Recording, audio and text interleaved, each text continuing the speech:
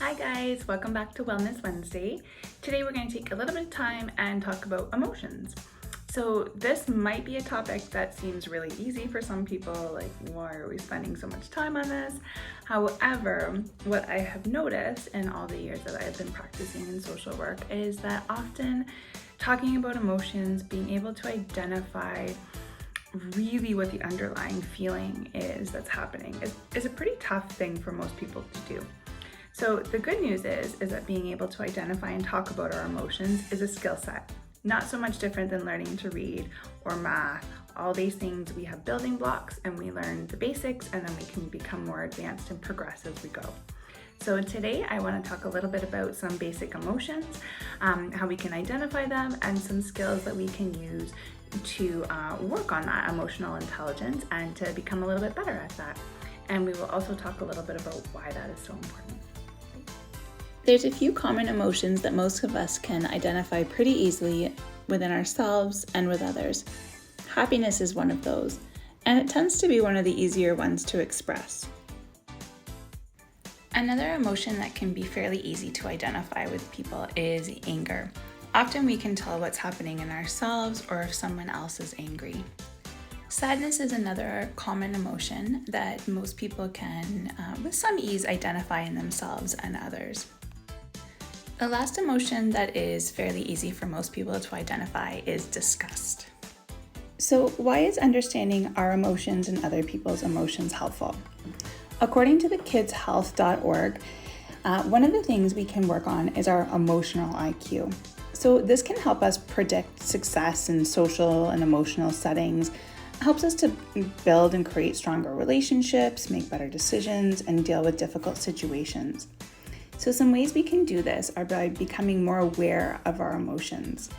Also by understanding how others feel and why, managing our emotional reactions, choosing our moods, and helping to build on these skills.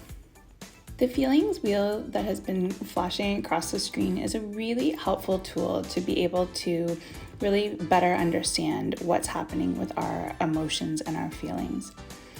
Another way is to take a look at this chart I've put up. There's several different types of faces with emotions that are linked to them. Take a look and see if you can find any of the emotions you're feeling today.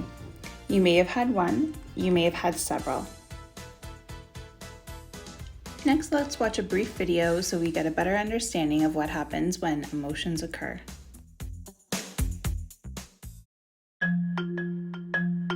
When we hear the word emotion, most of us think of love, hate, happiness, or fear. Those strong feelings we experience throughout life. Our emotions are the driving force behind many of our behaviors, helpful and unhelpful. Just where do our emotions come from?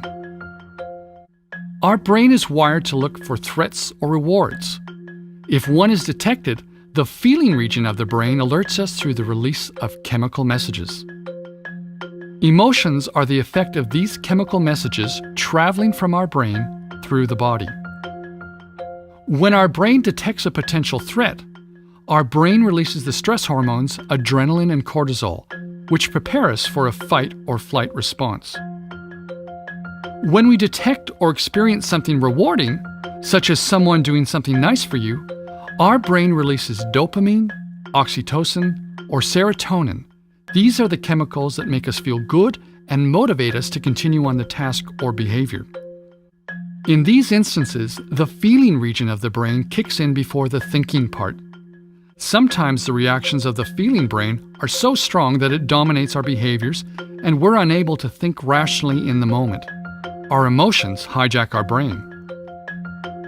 While many of our emotional responses happen subconsciously, our thinking can influence our emotions, and sometimes this can be unhelpful. Just thinking about something threatening can trigger an emotional response. This is where we can manage our emotions with conscious thinking. Our emotions play a powerful role in the way we experience the world. Understanding and regulating our emotions through our thoughts and behaviors can help us take greater control of our brain and achieve our goals.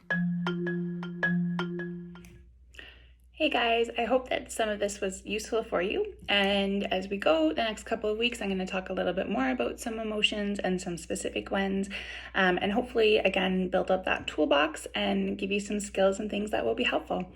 And the last note I want to kind of leave on today is just remember that all emotions are normal.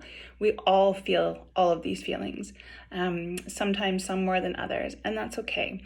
So what I hope to teach you through this is some ways to cope when we do have emotions, especially challenging ones, and how we can deal with them in our behaviors so we feel a little bit more control of ourselves and we can manage those feelings in a way that is healthy and productive for us. Okay? Hope to see you next week. Bye, guys.